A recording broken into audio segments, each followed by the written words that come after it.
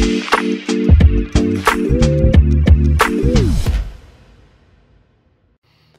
right, hello, and welcome back to another episode of the Chase Thomas Podcast, where I'm still the aforementioned Chase Thomas, coming to you live from Knoxville, Tennessee. Also coming to you live from Knoxville, Tennessee, Ryan Schumpert of Rocky Top Insider is here. Ryan, good afternoon. Good morning. Really good morning. How are you? I guess it's good morning. Might be good, depending on how long we ramble today. It might be good afternoon by the time we're done, but good morning for now. I don't know. I got things to do. We can't go that super long. This is a local hour. We got other pods to hit at this point. Also here. I don't care about you guys enough. No, hold on. I'm checking things off here, man. I got the thing right here. I got things to move through. Also here, longtime friend of the pod, Ethan Stone of Saturday Down South. Ethan, good morning. How are you? I'm doing well. It's been a while. I need to clear my schedule more, be able to get on with you guys more. Well, Connor's a friend of the pod. He's on pretty frequently. Just text him and be like, hey, just as a heads up, I'm going to be on Chase's pod. And he's like, all right, I get it. I know Chase. Chris Marler. We went to the same high school. Really? Marler very well. So there you go. There's all kinds of connections there. Well, fellas, we have some Tennessee Volunteers to talk about. I want to kind of get the basketball portion out of the way here. And I'm going to post this on Friday because there's a lot of content coming out today and tomorrow for Tennessee basketball and baseball, which we'll get to. But first things first, the basketball team beat Alabama this week. And I think I said, I don't know if Ryan and I, we were talking about this last week or who else was talking to about this last week, but maybe it was Will. But ultimately, what we saw last week against Vanderbilt and then what followed against Mizzou was either going to break this team at the seams, and this was going to be the just saddest, most depressing ending to a once very promising season where they just completely implode, or it's like this revitalization where they're like, okay, we can never have a week that bad and that unlucky again. We're still one of the best teams in college basketball. We had our week from hell. We still have control our own destiny in a lot of ways. Let's just go take care of business against the best team in the SEC and show that we're actually back and we're mentally tough. We got the latter. Now I look at it as like, oh, they're going to handle Kentucky tomorrow and they're going to be fine the rest of the way. Like there's a possibility they run the gauntlet now. Like I've now flipped the other way where I don't think they lose again until conference play. And I maybe this is a little bit of a reaction to their injuries. We'll see how long they can keep that going with a lot of Mashack playing a lot of minutes as a non-shooter. We'll see if that comes up to be a problem, but he does so much defensively that hasn't been an issue yet. I don't know. What do you make of the Bama win, Ryan? You're smirking, so I'm ready to hear what you're about to say. Well, it's just like you just talked for 90 seconds, and I'm not sure you said one thing I agreed with. I love that. That's what it makes a good pod. The fact that I think your logic is sound of like to break this team or they'll build from it. Like I think that was generally speaking accurate.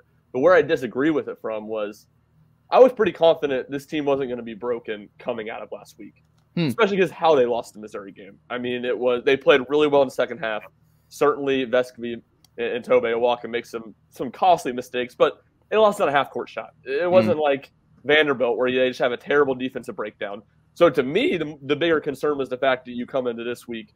I thought the team was still going to be bought in, but you have two tough games. And you play Alabama, who's certainly capable of beating you, and play at Rupp Arena against a Kentucky team that we've already seen beat them in Thompson-Boling Arena. So I felt like you needed to win at least one game this week or you would be in complete danger of what you just said and the wheels kind of falling off. But then you flip it and you make the 180 of positivity, and certainly I think Tennessee's a better team than Kentucky, but I don't think they match up particularly well there. I don't think the physical style of defense that they want to play on the perimeter, they're going to be able to get away with a whole lot at Rupp Arena.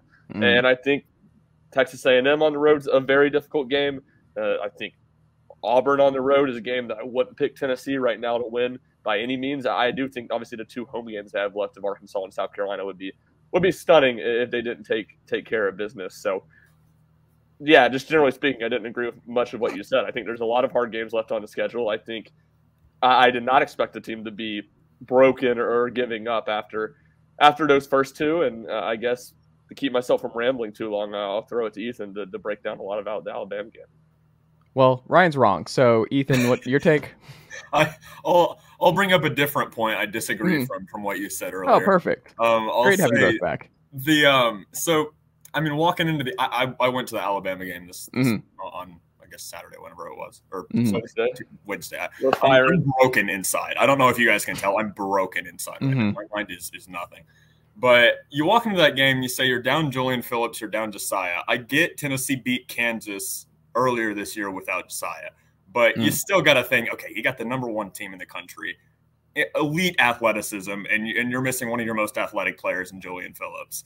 Who's going to guard him and who's going to guard Brandon Miller and be able to like stop them? I guess I could see. I also agree with Ryan that I don't think that they were just going to be broken and just going to bow down and lose by 30, but I didn't think they were going to win. And then you lose that, and it just becomes a snowball effect. You got like Ryan said, you got Kentucky, you got Texas A&M on the road, you got Auburn and Arkansas to finish the year, and Arkansas is finally figuring stuff out. So that's where I thought the problems were going to kind of. Okay, that's fair. They get Nick Smith back, so they're going to with Nick Smith back.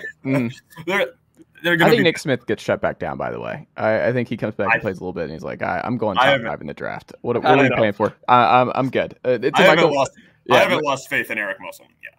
It's not lost faith. They just can't shoot. Like, their offense stinks. I'm not worried about them. Let's get Arkansas. Anyway, not in Arkansas. Baseball season starting.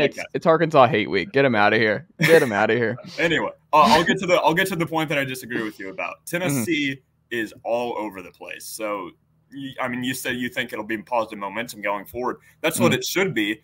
Tennessee beat Texas a few weeks ago and looked like the #1 team in the nation, and then played the worst game of the season against Florida the following week. And then they dropped, 2 of the next 3 after that to Vandy. And then obviously the Mizzou game, like Ryan said, Mizzou just made every single shot and then won on the half-court buzzer. So that's just kind of, it is what it is right there. But I 100% thought that if they lose to Alabama, they go into Rupp, they fight with Kentucky and lose to Kentucky, that's when I would have been pressing the panic button for Tennessee. Quite yet, I'm just not really sure what to make of them, just because of the point I made earlier that you beat Alabama, the #1 team in the country. All logic would tell you that they're going to keep this winning streak up, but you just don't really know with this team. They got to show some consistency. They got to go out there and beat Kentucky, move to 1-1 on them on the season. And then they got a tough Texas A&M team on the road that if you're going to win in March, you got to go and beat Texas A&M on the road. You got to finish the season to beat Auburn and Arkansas. And they haven't shown enough consistency to be able to do that. If they can do that, which they absolutely have the talent for, then we can, start talking about this team making a deep run in March. If they lose 2 of those 3 of Kentucky, Texas A&M, and Auburn, season's canceled. It's baseball season, 100%. It's out, like 1,000%. I'm out. I'm ejecting. I'm full on the hunt. Merch here on out. Like, look, I got the Tennessee baseball shirt going today. I'm ready for that. No, here's the other thing too. Guess how many Rick Barnes teams have made it past the Sweet 16 with more than 7 losses? I guess it's 0. Yeah, it's 0. So Tennessee right now is at making 6. the Sweet 16 is not some really strong achievement for the Tennessee basketball program, though. Yeah, I'm just saying. Especially if they get a 2 seed this. Well, I mean, we said that. The magic number for Rick Barnes over 30 years of evidence is you have to have 7 losses or less to make the Elite 8 or better. Like, that's it. And they are at 6 right now. So if you drop 2 more, and I don't think they win back-to-back conference title, like the conference championship title. So I'm already penciling in that 1 more loss. Yeah, I agree with that. I have a hard time seeing anyone being Bama in Nashville, right, to be honest with you. And then you're looking at, if you drop that loss and then 1 or 2 more, you're at 9 or 10 going in, and it's like, that's just not a deep run team. Like, that's just, when you look at Barnes' history, those teams, generally speaking, go out in the round of 32 or round of 64. That's just reality. Like, they have so little room for margin for error and losses in the history of Rick Barnes teams where I'm like, nope, this is it. Like, you've gotten the 2 crazy, you cannot lose games. Really 3 with Florida that, like, you can lose 1 or 2 of those, not 3.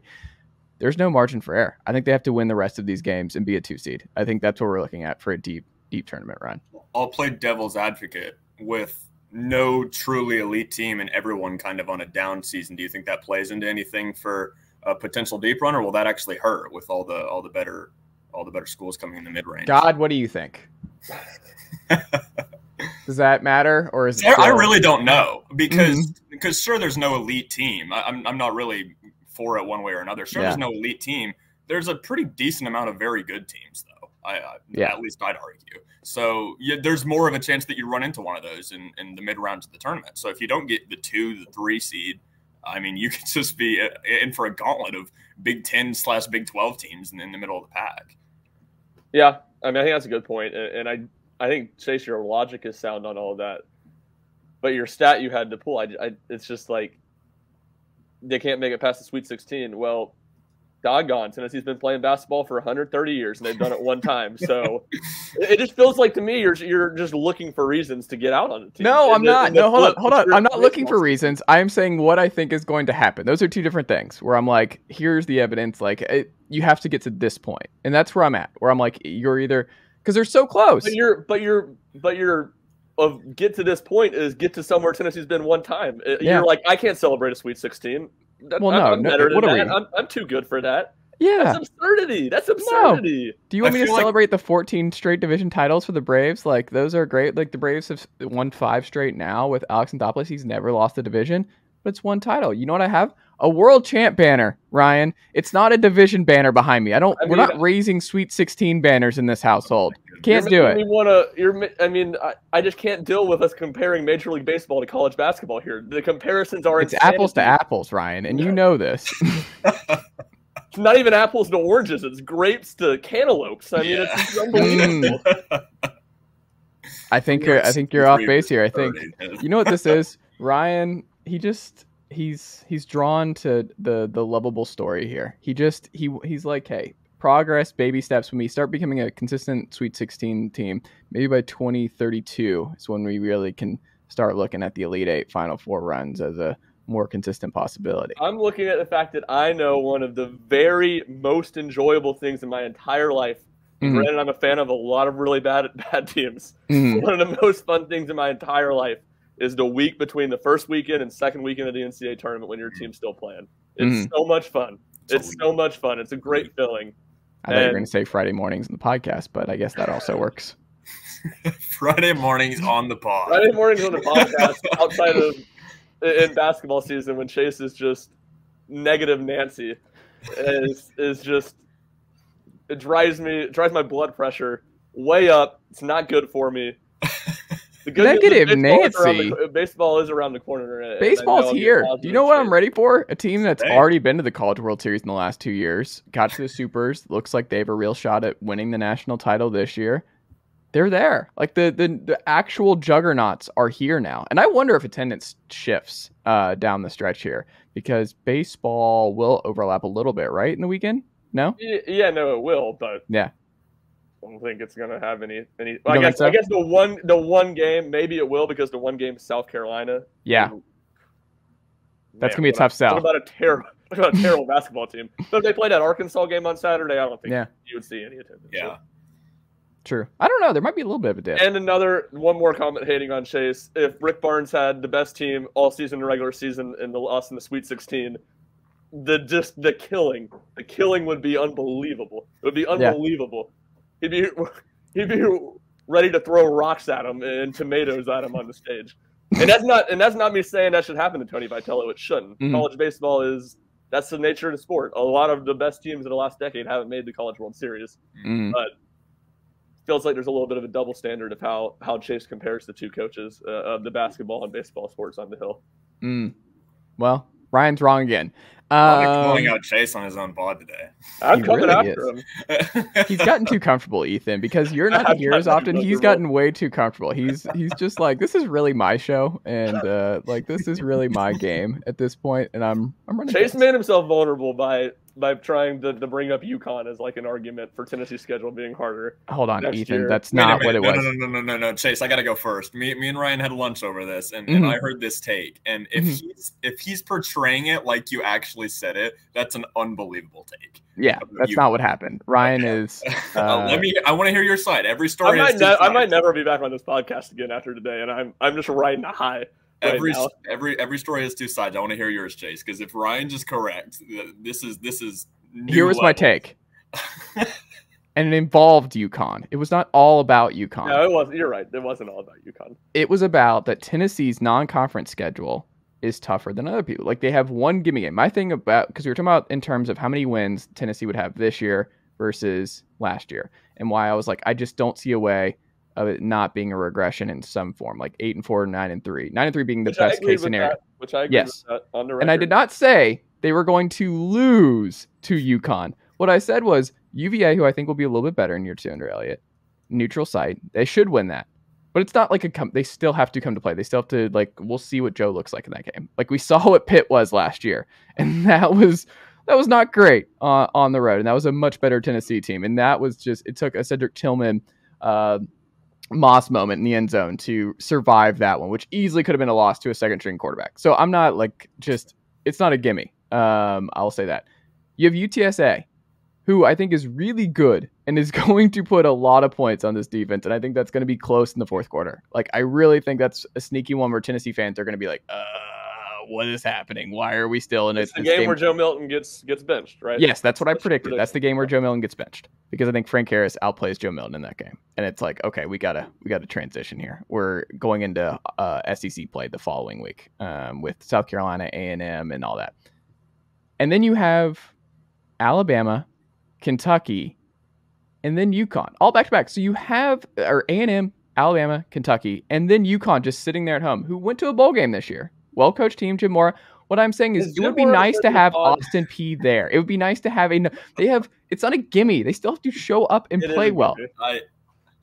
It's not, you're not playing, who did they play in that spot last year? It was, UT Martin? Was it UT Martin in that one? The Skyhawks? That was the spot. Akron would be the team. Or Akron, that's what I'm saying. So you upgraded from Akron to UConn. Sure. Yeah, that's what I'm saying. But 2 years ago, it might as well have been Central Connecticut, Fresno State, Florida International, Boston College, and UMass. Hang the banners for those wins for UConn last year. Hang the banner. Again, never said I thought they were going to lose. Do you see what I'm saying, though, Ethan? Is they have one true, they don't even have to show up, and it's Austin Peay. Every other game, they have to. I don't think they have to show up for you. Yeah, I really don't. Joe Milton's still under center. They're better under Mora. They're considerably better. That is because they were the worst team in college football before him. They went to the bowl game this year. They can hand the ball off every play like they did against Vanderbilt and score 50 points. They're better, sure, but I don't know. I'm not saying they're on upset alert against UConn. That is not what I'm pushing here. You're right, and I have a little bit hand up. I have a little bit straw man argument, Chase, a little bit, but we have gotten to where we've gotten to the base point of where we disagree. And that is, I don't think Tennessee has to worry about showing up and playing even a C-plus game to handle UConn easily. I think you can comfortably say Tennessee will beat UConn by 21-28 points and not have to worry about it, is what I mean. Like, I mean, they could score a couple touchdowns. I don't know. It could be like a 38-10 or something like that, or 38-14 or something around those lines. But I don't think it's gonna. I don't think it's gonna be a 27-24 shootout or anything like that. I mean, they go to Florida. They will blow out South Carolina at home. But, like, Texas A&M, I think, will be a lot closer than people think. I think they're going to be fine on defense. I think the offense will be better with Petrino. Yeah. That's not going to be just an easy win. Bama, I don't think you're winning back-to-back years. I think that's probably a loss going to Bama. And then Kentucky, also on the road. That will be close. I think Devin Leary is going to be really good for Kentucky. Liam Cohen's back. That's not a gimme. Like, there's a path where they're like on a bad losing streak, or they're really banged up and they're just kind of in the middle of this grind where they're like, oh my God, let's get to Mizzou and Vanderbilt. Like, well, let's just wrap this season up. Like, that's the gauntlet of the schedule. And then you have UConn just sitting there like, we would love nothing more than to Georgia State, you guys. I think UTSA has a larger chance to. 100%. I agree with that. Yeah. My thing is, I'm happy you agree there. Which is what your argument here is. If Tennessee loses every single game that it's possible that they lose, then yeah, they might play a game with 14 points, and I never feel like they're going to lose. That's one, too, if they're like tied at halftime against UConn, I think, and Joe Milton's still the quarterback. It's like, we're just on Joe Milton watch. The way Tennessee fans talk, like, Ryan and I have talked about it, Ethan, but because it's the offseason, you don't have to, like, it's all theoretical and it's all good vibes, and it's just like the best story ever. And I'm like, the first Joe Milton overthrow. Like, Nico wasn't on campus yet. Nico was on campus. Like, the first Joe Milton miss, the first interception, the first Joe Milton 3-and-out. I will be in the building, and the chants are going to be overwhelming. If Harrison Bailey was getting just screaming fans from the beginning to end of his tenure. I just the Nico, and it's just an easy thing to shout too. Yeah. Like Nico is such an easy thing to just shout that like we've never seen it. Like you get on this podcast. Yeah, like it's just it's true. That's something I haven't really thought of before. Is just the margin of error for Milton is razor thin. Opposing fan bases can do this. Like, opposing students could be like Nico, like when he's really struggling. Like that's an easy way to get in his head. We have no idea what it's going to look like. Like I mean, do I think Heupel's going to cave or anything like that? Not really. But the margin of error is there's going to be a lot of pressure because people just want to see Nico. I also think he might. Heupel's not afraid to just like go the other way. Like I mean, definitely not. But he'll have to have actually seen that he earned it and not just Joe up in row, 700 or whatever. Now, if Heupel wanted to go full, just like make me become the Joker, is if he goes from Joe to Gaston Moore, where he's like, Nico's not ready. Going to become the Joker. Moore is. Heupel will lose so much of the goodwill he built in the last year with the fan base if he makes that move. He's like, I can't put Nico in now. I just can't. They'd be calling to fire him by Texas A&M. Oh my God. But that's what it feels like. Before we get into more Tennessee football, though, so now Ethan knows. There's more context because just Ryan is just positing stuff and really erroneous formats. Ryan's decided. I didn't say anything much different from what you just said. Okay. I was probably a little more over dramatic when I talked to it, but I didn't say you thought we were going to lose the game or anything like that. I think I used the word he thinks we should be worried about UConn. No. You have to show up. You can't just do walkthroughs and pretend like it's not a game. And you're playing UT Martin. That was the point. How will the baseball series go this weekend? Should we expect a sweep? Is Arizona a good matchup for Tennessee? Ryan, when you look at who's going to be on the mound tonight, my guy, it's all Chase all the time. I'm so ready to just be like, Chase is in Knoxville. The amount of times I'm going to use that this year is just going to be top notch, chef's kiss. What are you looking for out of this weekend, and what do you think matchup wise is going to be in the Vols' favor? Well, I think what I'm looking for this weekend is one to see what the outfield rotation looks like, and obviously Griffin Merritt is suspended for the first 2 games from getting ejected in Cincinnati's last game last season, but still 6 guys, incredible rule. 6 guys in the outfield who I think are going to get a lot of opportunities in the pre-conference slate, and obviously that's going to carry over to the DH spot. Tony Vitello said as much, so I'm curious to see how that shakes out, and I'm curious to see how the bullpen shakes out, and especially this weekend. Once we get into SEC play, and it kind of was this case last year, the bullpen may not get a lot of run because the starting pitching is so good. But early in the season, all those guys are going to be on a pitch count. It's going to be more opportunities for the bullpen, and there's tons of competition there. I mean, I feel pretty confident, I should say, that Camden Sewell, Seth Halverson, and Kirby Cannell are going to have some definitive roles in the bullpen. Behind that, there's like 8 guys who I could see earning roles, and there's probably only 3 spots that's going to be other extra spots that's going to get consistent innings. So I'm fascinated to see that. And then as it comes to the schedule and this weekend specifically, it feels like Tony Vitello did the scheduling because I think they get the 3 games in the exact order you'd want. And Arizona is a really good team. Their weaknesses, I think their top end pitching is not great. To me, it'll be curious to see how they bounce back. Obviously, Jay Johnson took a ton of talent with him to LSU last year when he left and Chip Hell's first season. They were good, but just a two seed in the NCAA tournament. I think lost in the regional finals. So I think they'll be better this year. It'll be curious to see, but the lack of top end pitching makes me skeptical that they're going to have enough for Chase Dollander to get a win. And then Grand Canyon's one of those. I feel like there's tons of them, and Tennessee will see one of them later in the year in Gonzaga. But just one of those classic, good, really good mid-major West Coast programs. Who's a team that's going to make the NCAA tournament. But again, I think with Chase Burns, it's hard not to see Tennessee winning. And then UC San Diego, to me, is the worst team in the Desert Invitational. So I think that'll be an easy win for Tennessee. So obviously, it's baseball. I wouldn't be shocked if Tennessee drops either of these first 2. But my prediction's for them to get a sweep.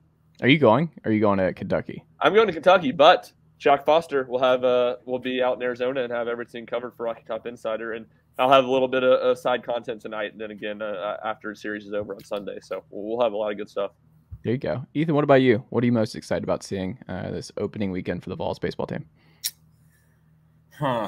See, I'm a football basketball guy. You know that straight up. I want to see them not lose to San Diego. That's gonna be my take for the day on the Chase Thomas podcast, because The few things I do know about Arizona, Grand Canyon, San Diego is that Arizona and Grand Canyon are decent programs. Arizona is probably the best of the three. San Diego is the one you don't want to be losing to. You know, like it's like Ryan said, it's college baseball, so stuff like that just kind of happens sometimes. I mean, not even San Diego. They lost to Tennessee Tech so not even San Diego. UC San Diego. UC San Two different schools. Oh, which I figured out the hard way when the schedule came out. Goodness, isn't San Diego just like in the WCC in basketball? I would have made that mistake. I didn't even know there was two different schools. No, I didn't. And then there's San Diego State too, which is the biggest. Yeah, so, okay. San Diego State, I can make the distinction. Yeah, I did not know San Diego State, and San Diego. That's a lot. And it's also just an easy one if you want to just like walk around Knoxville. If you want to be in like, here's some coffee. Here's a K-Bird tip for you guys. Or you're in Cool Beans tonight and you're trying to make conversation and trying to show like you're trying to flex your Tennessee baseball knowledge. Here's what I got to say. This is the talking point on any Tennessee Volunteers podcast. I'm just hearing Andrew Lindsay is going to be an absolute stud in the bullpen. Like, I think Andrew Lindsay is a guy that everyone has been raving about. Tony Vitello, everyone is just – the bullpen's the strength of this team. Like, the bullpen has never been deeper, and I think it's going to be Andrew Lindsay. The guys just can't stop raving about him, and I'm excited to see what Andrew Lindsay looks like out of the pen. I think he's just going to be a linchpin in this group, and they're like, yeah, that's interesting. Andrew Lindsay, huh? And you're like, yeah, Andrew Lindsay. That's what I'm hearing. Maybe throwing Jacob Bimby in there, too? Mm-hmm. You know, some college guy. Something I just thought of. I actually am pretty interested to watch. I'm not sure how much run will get because, like I said, I just don't know too much about the rotation. Zep Halverson. I don't think he played at all last season. Missouri guy, I believe, from a couple years ago. Didn't play last season. That'll be interesting to see him get some run. To see, I guess, where he fits in. Like Ryan said, there's a million arms that can be really talented in the starting rotation, bullpen, all that. I want to see where Halverson fits in.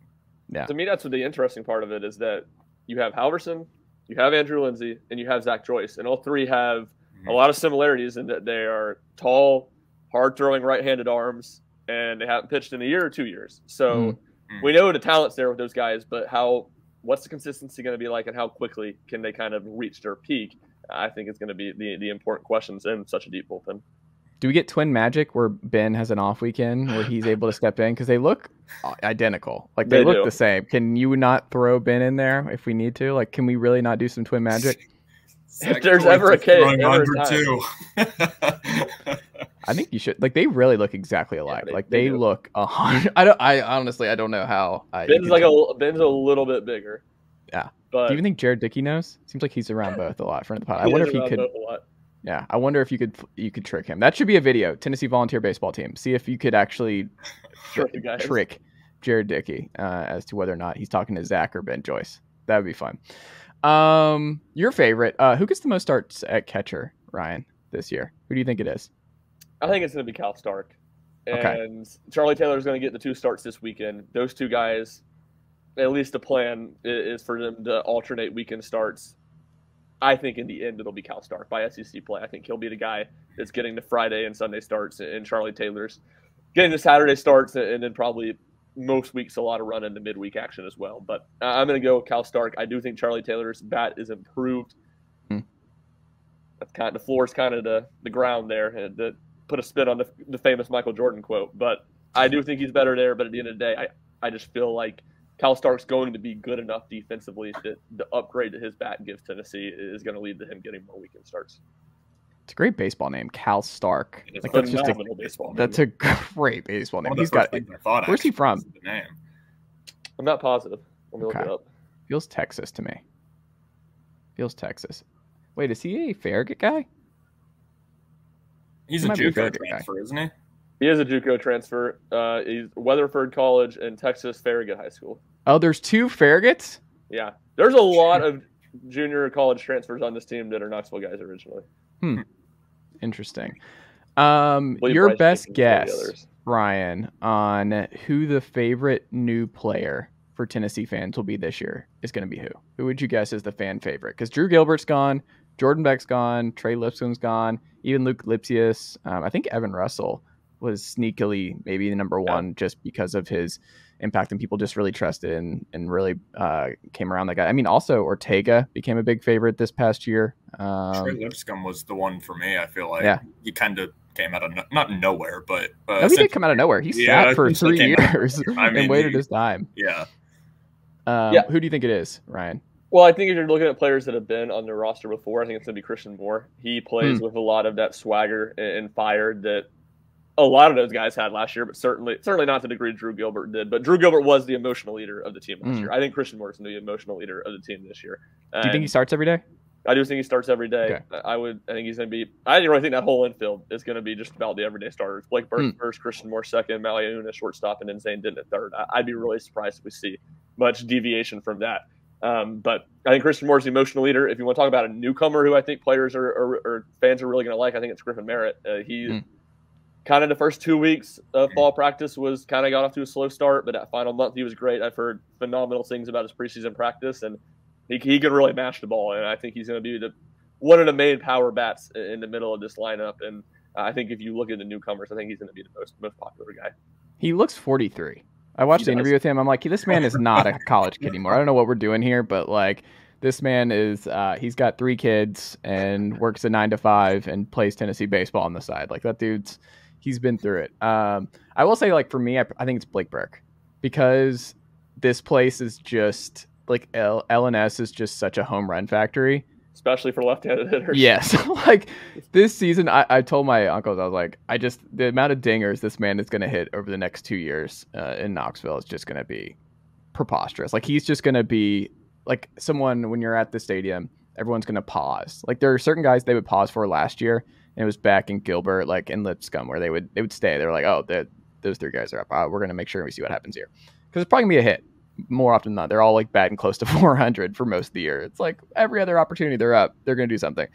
Blake Burke is going to be that, I think, where they're like, oh, is he going to hit another home run? Where people are just going to wait. And you're kind of like, oh, he didn't hit one this time. Like Blake Burke did not get all of that one. Weird. What's wrong with him?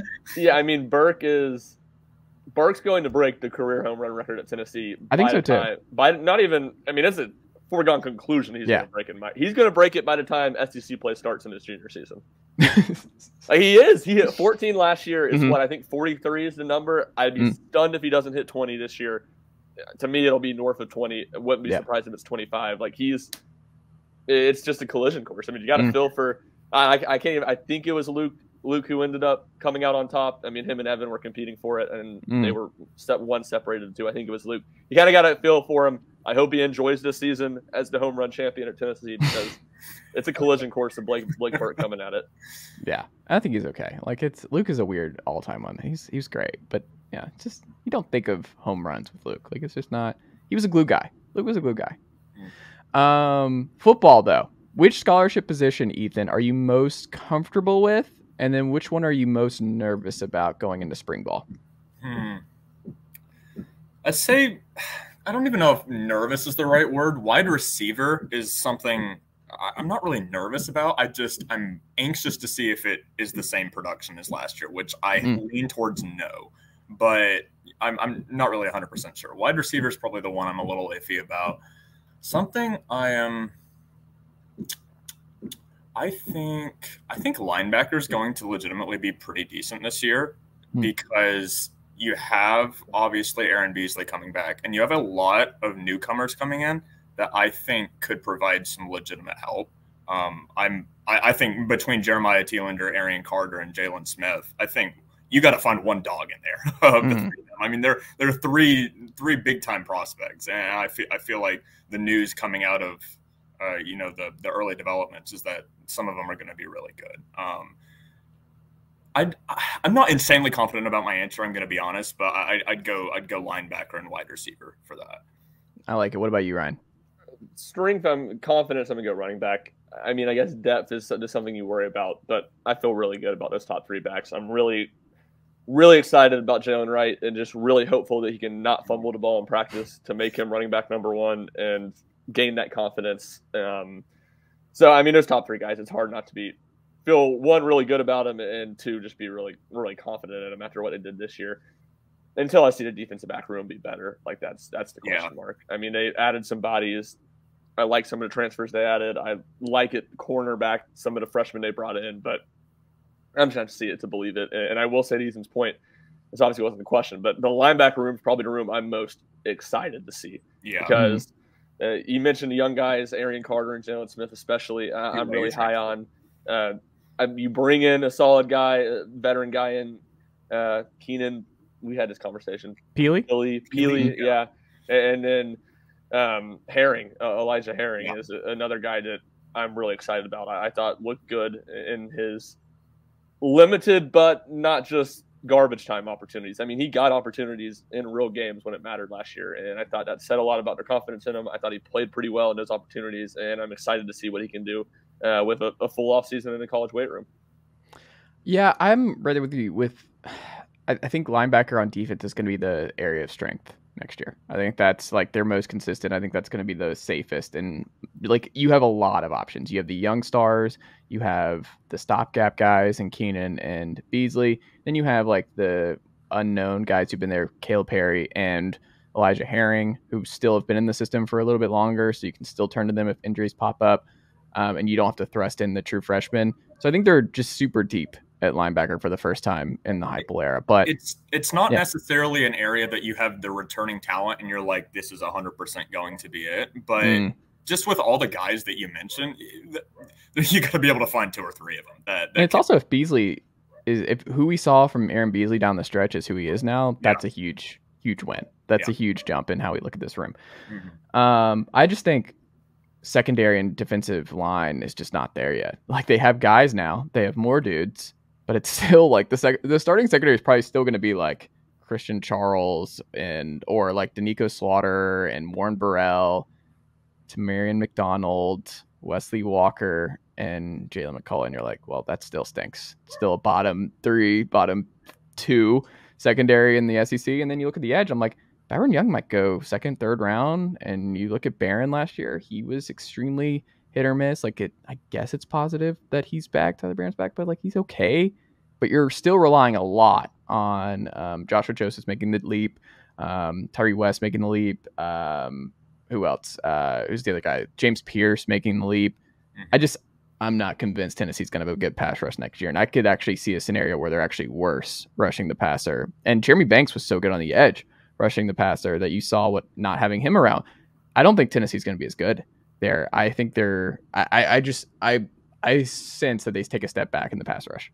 I don't think it'll be a large step back because there's no room to take a large step back. The pass rush that's true. Good. I mean, the LSU game was good, and the Kentucky game was good. Yeah. Byron Young had about 80% of his sacks on the season in those 2 games, and was a non-factor for most of the rest of the year. So I'm with you. I have those question marks completely. Like, it's far from a foregone conclusion that the pass rush is going to be like make a leap and be better. But at the same time, I have confidence in Ronnie Gardner that the defensive line is going to be solid.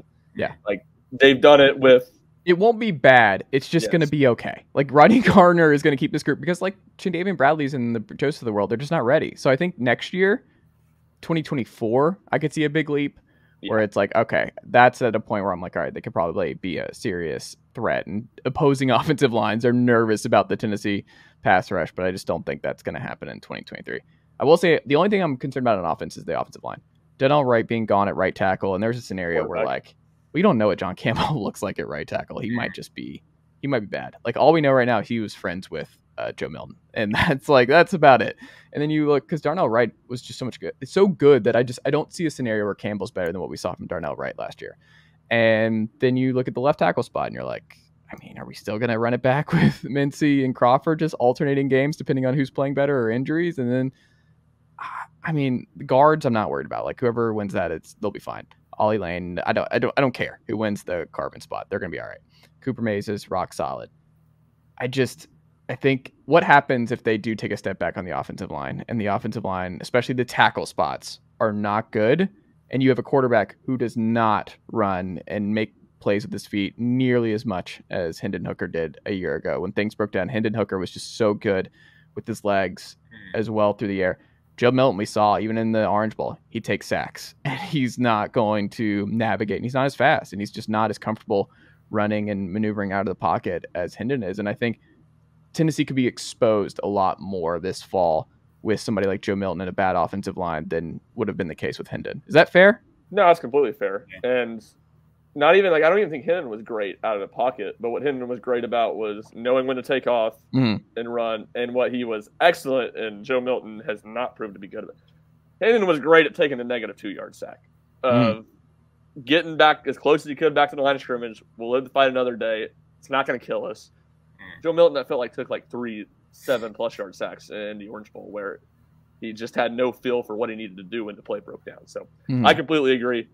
Offensive line to me is the only offensive line and quarterback are the only 2 places I'm concerned about the offense. I'm not concerned about receiver. I'm not concerned about running back. And you're right. It's the tackle spots that you have to be, I don't know if worried is the right word, but it's not great. Like you look around the league, like, it's not great.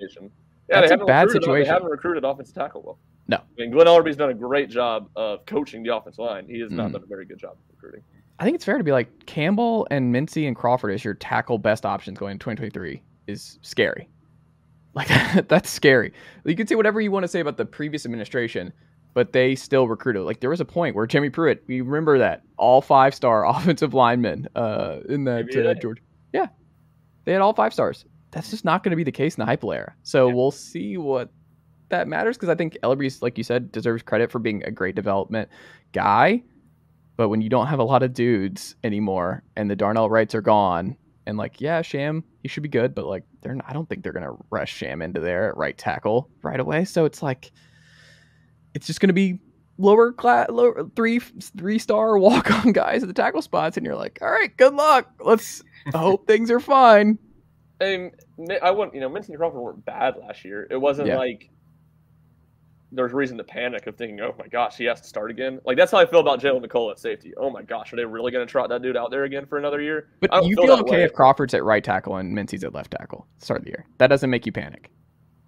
I'm saying one of them starting at left. Okay, but what if both end up starting because Campbell's not good? And that you're just getting ahead of my point. My it's a lot different when you have to one side they're okay, and you got someone you have no concerns about on the other side. When you have 2 guys on both sides that it's like, it's a little shaky. It's not terrible, but it's a little shaky. To me, that's when it completely changes, which is your point. Yeah. Last thing, 3 permanent SEC rivals for Tennessee, Ethan, should be who? If you are the ultimate decision maker here, you are landing on this hill when you're in the conference meetings next month. You're like, this is our 3. Figure it out however you want, but this is our 3, and we're not moving off this. Who are your 3? I like the rivalry between Tennessee and Alabama, but everyone would hate me if I said Tennessee, Alabama. I mean, it makes the most sense, in my opinion, if you want to go regionality-wise, to do, like, 3 opponents be Vanderbilt, Kentucky, and South Carolina, but I don't think they're going to do that. So I'd say more like Kentucky, Vanderbilt, Alabama would be – because I feel like you have to keep the rivalry intact. So I feel like Tennessee, Alabama has to be a thing. And then Tennessee, Vanderbilt, obviously in state. And I don't know, the Kentucky-Tennessee rivalry, I like it personally, especially with the way Kentucky's going. And obviously that's not going to be the case in the far future. But I think keeping the regionality of it all and obviously 2 programs that don't like each other very much, I think that'd be the way I'd go. Yeah. I think people are going to – I don't think Tennessee fans by and large will like that, but I think that's they won't. They won't. I mean, Tennessee fans probably want away from Alabama. I mean, Bama's the one I think locked. I think the Bama's the only one I'm certain is staying. Like, if I had to bet money on like which of the 3 is permanent, or like most likely, I would say Bama's one. Bama, Tennessee, I don't think is going anywhere. I feel like Vanderbilt is one of them. I'm not sure about Kentucky. I'm not 100% sure about Kentucky. I totally think Vanderbilt is one of them. Alabama, Vanderbilt, Alabama most likely, then Vanderbilt, then Kentucky. Yeah, I'm not sure about Kentucky. That's the one that I was just kind of, had to pick one. But I feel like requirement, they got to bring the barrel back. If we're keeping Kentucky, the barrel has to come back. That's the rule. I think a lot of it is once you start looking at the broader scope of things outside of Tennessee and Kentucky, who's going to be people think is going to be their potential matchups, is not many good teams. So that's the one thing people complain about with the 6-3 is it's not even the 3 permanent. But you're not going to make it even. It's just not going to happen. You're right. You're not. But Kentucky's one of the teams that's going to get the easiest. So you're not going to take Tennessee, who's going to be, their hardest one. What you would expect. Obviously, that doesn't all go to fruition. Florida State and Miami have never played each other in the ACC championship game. But it goes like that. Florida, Georgia, both those teams have more likely candidates besides Tennessee. And Chase, Ethan, you mentioned Tennessee fans don't want to see Alabama. I mean, I mean, like Tennessee's going to start beating out. No, you're right about that. That's how people view it. Yeah. But to me, I mean, not that Tennessee's going to start beating Alabama like every other year or anything, but I'd rather be playing them than Georgia. I mean, yeah, you want great forever. You want one of the. I mean, you want one of the Georgias or Alabamas because then you got the chance every year. I mean, it's not even just that. You don't get to experience stuff like you did in Neyland this past season. Yeah, if you don't play Alabama every year. I think it's TV though. I think Tennessee Bama was like the number one most watched regular season game this past year. Yeah. Like it's just too much TV value, and with ESPN running this conference now, like I just don't think they're like, yeah, we'll move off Tennessee Bama. No, because you saw the best version of it is just top notch television. Who do you guys think the third is then? If it's, I mean, who do I want, or who do I think it's going to be? It seems everyone likes the Alabama and Vanderbilt from mine, but I mean, I would punt Vanderbilt if I could. Like that game is just never going to be a fun watch. It's just basically if Tennessee loses, they're fired. Like that's just the rule. Yeah. Like if you lose to Vanderbilt, you're out, which is a fair rule. That should be written into every contract. Is just if you lose to Vanderbilt, don't care how much success you've had in the past, you're out. Like that's we can fire you with cause. Yes, that is because we hate you. Because I do have reason. It's because you lost to Vanderbilt. So that's all we need to know. I mean, I think that's fair. I think every Tennessee fan would sign on for that. I mean, it'd also be a legendary thing where it's like we know what's expected of me. Like that's just part of that. How disrespectful would that be to Vanderbilt? But it's fair. I mean, that's what happens here. If I had it my way, I would do Tennessee, Bama, Vanderbilt, and Florida. I think Florida just being the early part of the season is just super cool, and it's just such a it like lets you know, like gets you in the SEC mood where you're like, all right, it's SEC time. Like that's just you're ready for it. Like fans are like there's no. It's just Florida Tennessee is such a fun kickoff game basically to the SEC slate that losing that every year would be a bummer. Georgia, I don't really care about. It's not because I'm trying to duck Georgia, but I just don't think it's the same as Florida and Kentucky for me. So I think it would go 1 Florida, 2 Kentucky, 3 Georgia if I had to pick that third one. Another one that would be a lot of fun that I think I agree with you on the Florida, actually. I'd kind of forgotten about that. I mean, that'd be more fun than Kentucky. Texas would also be sneaky fun, I think. Regionally, it's just not going to happen. Yeah. I mean, I think it's not going to happen, but Texas would be sneaky fun. The good thing about all of this is you're going to play everybody every 2 years. That's the beauty of the 3-6. Like you're gonna lose being able to maybe play Florida or Georgia every year, which obviously is a bummer, but it's not the end of the world. You get to play them every 2 years. Every 4 years, you still get to make trips to Gainesville and Athens and whatever. And there's not a lot of things I like about conference expansion, but getting rid of this horrible scheduling we have now is by far number one. Yeah. Ryan Schumpert, what can the good folks check out from you over at Rocky Top Insider this week? Yeah, so we've had tons of stuff this last week on getting ready for baseball season, previews on a bunch of different stuff, some bold predictions, pitching, lineups, predictions today. So tons of stuff on that. I'll be up in Rupp Arena tomorrow with coverage of that. And then coming next Thursday, oral history story, 15-year anniversary of number 1 Memphis versus number 2 Tennessee. Tennessee becomes number 1 for the first time ever. I've talked to about 12 people around that team, and it should be a lot of fun. So be on the lookout for that. There you go. Ethan, what about you and the team over at Saturday Down South this week? Keeping up with the end of college basketball season, obviously. We're making some tournament pages that you can check out, SaturdayDownSouth.com, for both SDS, for Saturday Road, which will be obviously the ACC. Getting some stuff done on Big 12, Big 10 tournaments, obviously upcoming. March is going to be a lot of fun. And then shifting college baseball. Like Ryan said, SDS will have a lot of coverage of that, both news and from the planned side. So there we go. Ryan, Ethan, thank you as always, and I will talk to y'all next week.